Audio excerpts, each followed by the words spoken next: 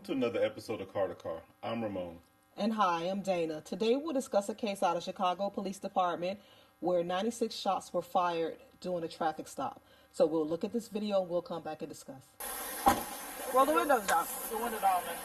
Roll the window down. What are you doing? Roll this one down. Roll that one down too. Hey, don't roll the window up. Don't roll the window up. Okay.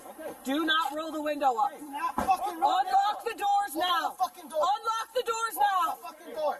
Unlock the doors now. Open the door now. Open the door now. Open the door now. 1164 David, shots fired, shots fired. Hey! Hey! Shots fired. Ferdinand Neighbors, 10-1, 10-1. Hey!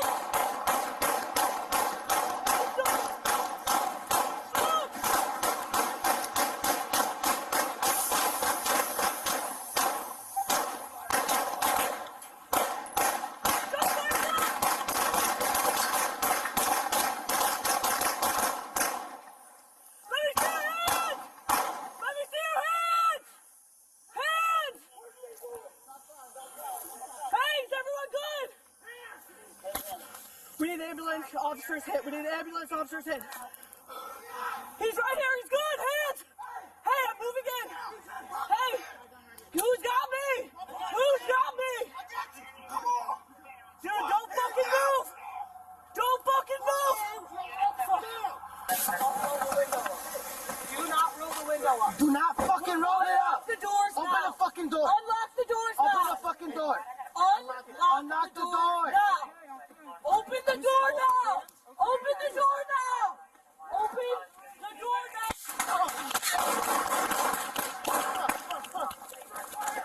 Check.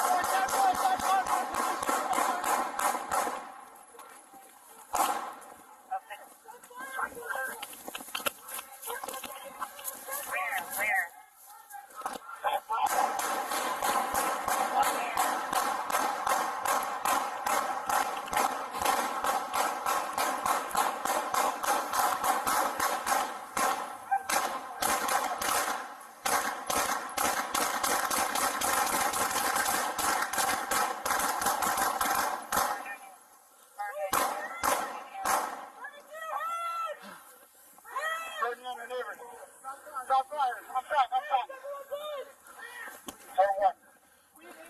we already got 10-1. We're in an ambulance en route. We got an ambulance en route. I got you. It's over there for Nan Neighbors. We have an officer down. Don't fucking move. Open the door now. Open the door now.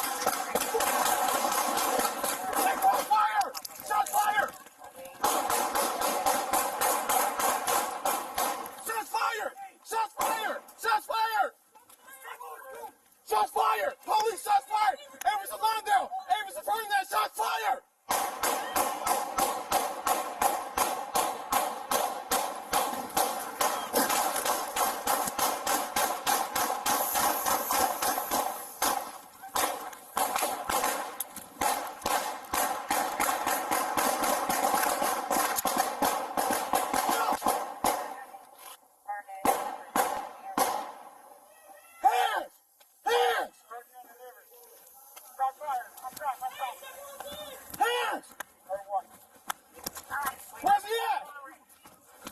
Where's he at?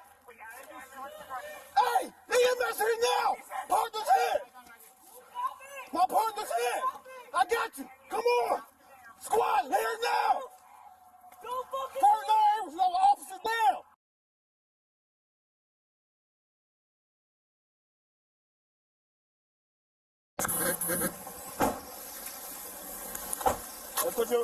Put your window down, man. roll the window down. What are you doing? Hey, roll this one down, too.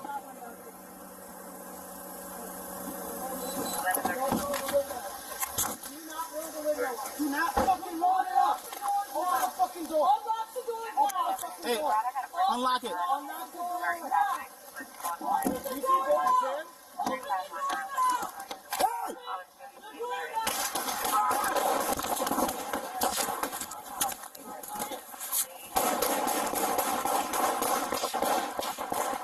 Oh, fuck!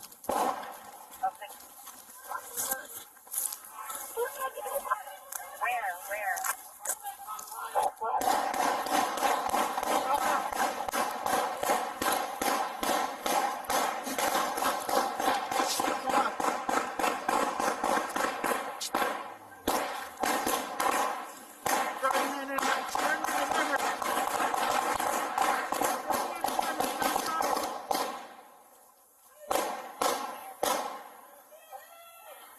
Ferdinand and Rivers. Shots fired. I'm shot. I'm hit. I'm hit. Right here. I'm hit. Where's he at? I'm hit Say, right Lucy. here. Hey! He's at. My gun right here. Let me see your hand. Let me see it. Hey, you're good, Taylor. You're good. You're good, brother. You're good. No. After looking at this video, there is so much to unpack here, so I'm sure I may miss a few things. So if I do, just please take off where I left off. Again, we see another tactical unit that appears to be poorly trained. After looking at a lot of these videos, you know, and I guess I don't want to make it seem like all of the tactical units don't know what they're doing, you know, or they're not performing well. I know these situations are stressful situations and dynamic, and so you have to adjust to what's going on. But when I look at some of the tactics on some of these videos, it's very disappointing. I look at the tactics of this vehicle stop, where normally tactical vehicles or tactical units don't just stop someone for traffic. But in this case, they stop someone for traffic. So you have 4 people in one SUV, and when they pull up on the vehicle, they cut the vehicle off, which by and large in itself is extremely dangerous, because now you have at least 2 people, 2 passengers, officers that are getting out of the car on the side of where the offender is. And if the offender wanted to do something nefarious at that point, all he had to do was just ram into the police car or the police undercover police vehicle. And so you have 2 officers that have to get out on that side, another one on the other side, and when they approach the vehicle, they immediately start screaming, "Let me see your hands." But in that instance, you don't see anything that identifies them as police. You don't see a shirt that says police across the front. You don't see a badge hanging. You don't see the police jackets. So a lot of that can cause fear for people who may already be fearful of, 1, the area that they may be in, 2, fearful of the police, 3, just potentially being carjacked. So I think it's a lot that went in just in the setup of this. And then you see them drawing their weapons. Was there in fact a time where the suspect probably realized that they were the police? Yes. And then at that point, the suspect should have begun to comply, especially if he had a weapon. And then at that point, they saw that there was a gun apparently on the front seat, and the offender discharges his weapon at the passenger officer on his passenger side, which, once you look at the body cameras and all of the video, he's looking into the vehicle. Again, tactics. I cannot express enough how tactics are so important in all incidents, whether you're a tactical unit or just a regular patrol officer. So we have to use better tactics. And then once the suspect discharges his weapon, apparently, all bets are off. You see everybody discharging their weapon. Like you said, a total of 96 times. And because their tactics were initially off and there was no felony stop, which means that the police car would have been behind the suspect vehicle, being able to try to take the car down. They could have retreated to their vehicle, but because there was none, there was just no cover or anything, you saw them like running around like chickens with their heads cut off because there was literally no cover. And so there were so many shots fired. I'm sure they didn't even know if it was the offender that was shooting or who. I mean, they ran into each other's line of a fire, and they just needed, again, to use better tactics. So just disappointing in knowing that, we're supposed to be a tactical unit trying to apprehend the most hardened criminals, and the most hardened criminals come with drama, meaning guns and weapons and the ability to want to fight back and not be cooperative. And so, like I said, a lot to unpack, but I'll let it go there. It is a lot to unpack, but I want to start off that this traffic stop initiated with a seatbelt violation, and generally that was a lot for a seatbelt violation in that guns were already drawn and aggressive speech. Normally in a seatbelt violation traffic stop, the officer parks behind them, and the officer gets out, approaches them, and I see your license, driver's, your registration, and insurance. And then they go from there. But this was a very aggressive type stop that you summarized. And what I did not hear was the officers identify themselves as police. So if you're so-called patrolling a high crime area and you're a heightened alert because of the potential danger, so are the people that are in that particular area, the citizens in that area. So when they're aggressively cut off like that, and they may not be aware at the onset of that traffic stop that these are the police, then that person may be on heightened alert as well. And then you already had tactics that were bad, as in the officer on the driver's side, he put his gun down the window inside the car. So if a person is afraid, they may shoot at that hand, because the officer was shot in the wrist. They may shoot at that gun because it's a gun that I see inside the driver compartment. So as you mentioned, there was a lot of crossfire, a lot of leaving cover to fire. I was concerned about the officer who emptied his round, reloaded with no sight picture. A lot of times, who are you shooting at? You're just shooting at a car, but you don't have a target in mind. And then when the suspect exited the car, no one reassessed to see if he even had a gun, which he did not, and they continued to shoot him. And even when he was on the ground, they continued to shoot him. So I was very concerned with this. And I hope that there is training that comes from this, in addition to whatever the investigation may find from this shooting. But there are several areas that I would hope that the administration covers in training. So I'll just go through my list really quickly. I hope they train for crossfire, backstop, sight picture. Whenever someone shoots, you have to account for your rounds. So 96 rounds, and extrapolating how many the suspect shot, the rest of the rounds, you have to account what were you shooting at when you shot all those rounds. The reassessing the threat after you shoot a round, taking cover while shots are being fired, safeguarding evidence. One of the officers picked up the officer's gun, contaminating that evidence, shooting protocols, felony stop, and traffic stops with unmarked police vehicles. Generally, our unmarked police cars, I was talking about the City of Miami Police Department. I'm a retiree after 29 years of service. We would normally ask for a marked unit to assist them with that traffic stop, so that the person, the driver, would clearly know that this is the police pulling them over.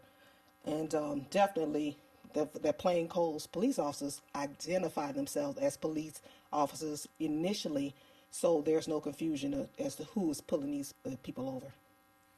I agree. And like you said, training. And I have to commend our police department again. We are very well versed in situations like this, probably because we've been through situations like this where probably lawsuits that have occurred and caused us to change our tactics. And so maybe that's probably potentially something that's going to happen here. I am not one that's in favor of just because there's a discharge of a weapon by a suspect at a police officer that now we're going to just shoot indiscriminately as long as we can until we have no more rounds. It's like you said, we were trained to double tap and assess, mean shoot, assess, shoot, assess. And that didn't happen here. You just saw rapid fire, shots in succession, and no, like you said, no reassessment. And we do have to reassess so we can make sure that we know exactly who we're shooting at. We don't even know if there was anybody else in the car because the windows were tinted. An unintended target could have been shot, so we have to make sure that even in deadly force, even in these situations that may cause us to be fearful for our lives or the lives of others, that we have to do our best job in making sure that we bring that person to safety within bounds.